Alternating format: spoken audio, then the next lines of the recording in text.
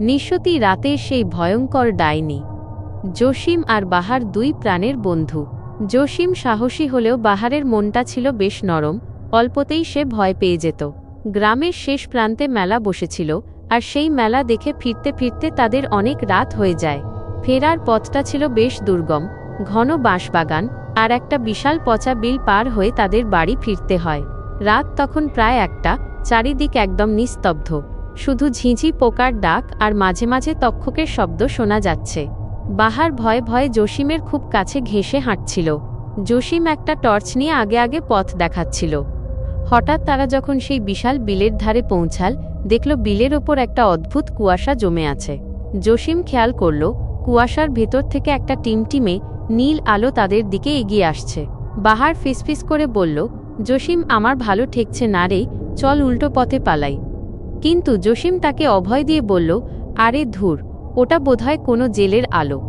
কিন্তু কথা শেষ হতে না হতেই তারা দেখল কোনো মানুষ নয়, বরং এক বিভৎস চেহারার ডাইনি জলের ওপর দিয়ে প্রায় ভাসতে ভাসতে তাদের দিকে আসছে।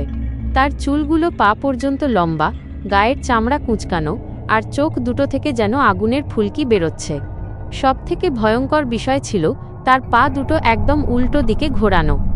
ডাইনিটা হঠাৎ বিকট স্বরে হেসে উঠল। সেই হাসির শব্দে সারা বিল যেন কেঁপে উঠল। জসিম আর বাহার ভয় পেয়ে প্রাণপণ দৌড়াতে শুরু করল, কিন্তু ডাইনিটাও যেন ছায়ার মতো তাদের পিছু ছাড়ছে না।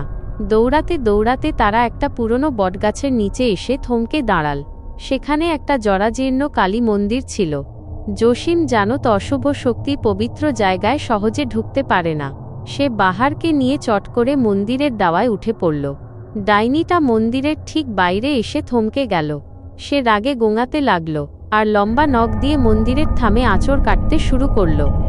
জসিম বুঝতে পারল তারা এখানে বন্দী হয়ে গেছে। ডাইনিটা কোনোভাবেই সরছে না। তখনই জসিমের মাথায় একটা বুদ্ধি এল। সে মেলা থেকে একটা বড় আয়না কিনেছিল বাহারের বোনের জন্য। সে ব্যাগ থেকে আয়নাটা বের করল। গ্রামের মুরব্বীদের কাছে সে শুনেছিল ডাইনিরা নিজের আসল রূপ সহ্য করতে পারে না। সাহস সঞ্চয় করে জসিম মন্দিরের খুঁটির আড়ালে দাঁড়িয়ে আয়নাটা ডাইনির মুখের সামনে ধরল। নিজের সেই বিভৎস চেহারা আয়নায় দেখা মাত্রই ডাইনিটা যন্ত্রণায় চিৎকার করে উঠল। তার শরীর থেকে নীল ধোঁয়া বের হতে শুরু করল এবং মুহূর্তের মধ্যে সে ধোঁয়ায় মিশে অদৃশ্য হয়ে গেল। চারপাশে আবার নিস্তব্ধতা নেমে এল। কিছুক্ষণ পর ভোরের আলো ফুটতে শুরু করল। জসিম আর বাহার বুঝতে পারল বিপদ কেটে গেছে। তারা সেই ভোরের আলোয় দ্রুত পায়ে গ্রামের দিকে রওনা দিল। সেই রাতের পর থেকে তারা আর কোনোদিন একা একা রাতে সেই বিলের ধারে যাওয়ার সাহস পায়নি। তবে জসিমের সেই উপস্থিত বুদ্ধির গল্প আজও সারা গ্রামে লোকমুখে ফেরে।